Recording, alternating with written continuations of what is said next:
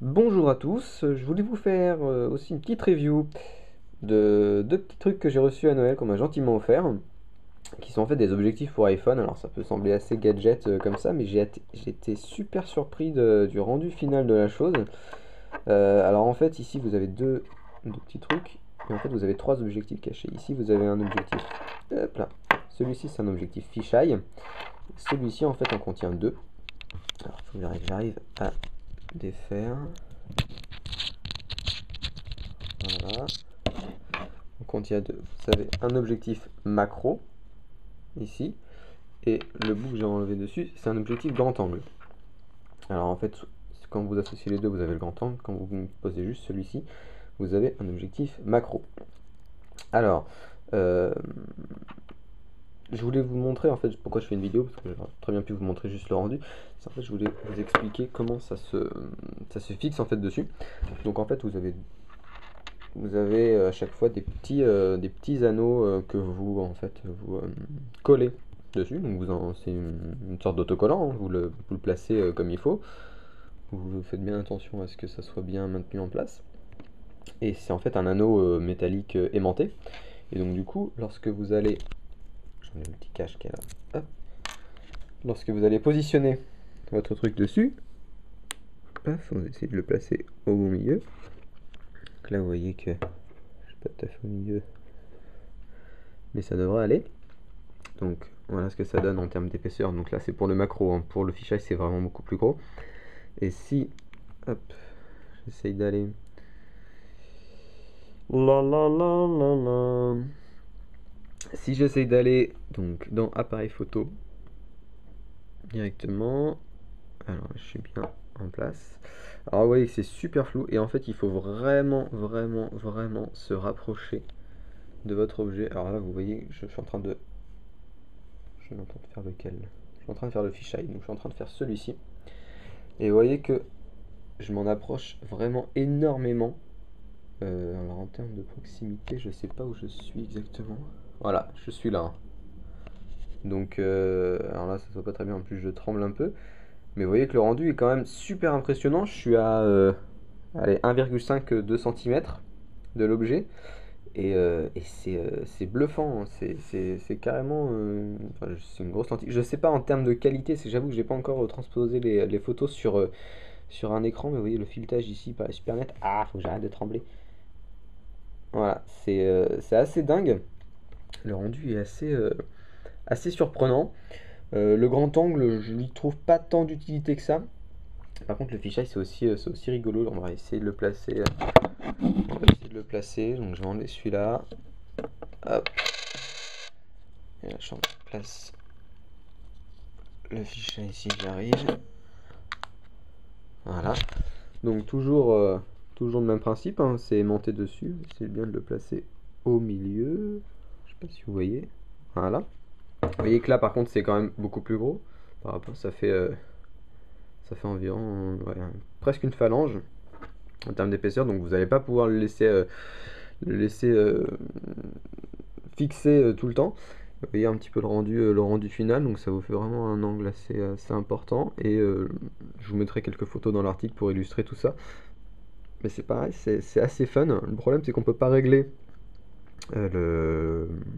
l'optique, en fait, la focale de ce truc là.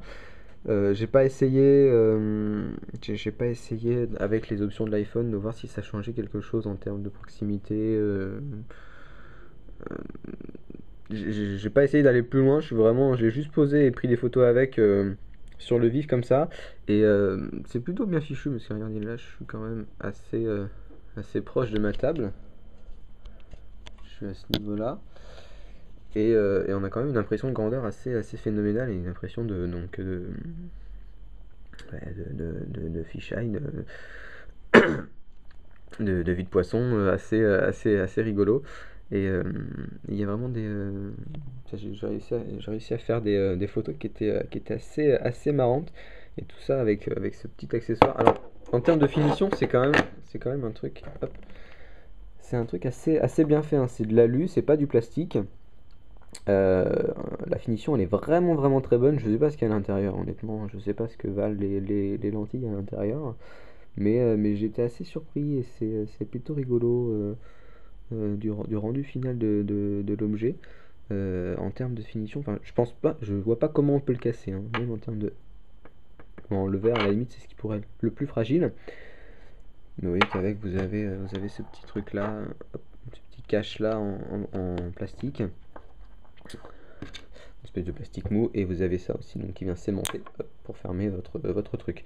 Alors, je suppose que ça, c'est pour le transporter avec ses clés, enfin en porte-clés directement pour l'avoir partout avec ça. Moi, j'ai pas tenté, puisque. Alors, faut vraiment tirer quand même. Voilà. Mais je pense que si vous coincez votre clé dans une poche ou quoi, il y a moyen que ça tombe. Donc moi pour le moment je les ai mis dans une poche d'un sac facilement accessible. C'est un petit peu plus chiant, il faudrait trouver un autre système pour les refermer, genre un truc fileté, c'est vrai que ça pourrait être pas mal.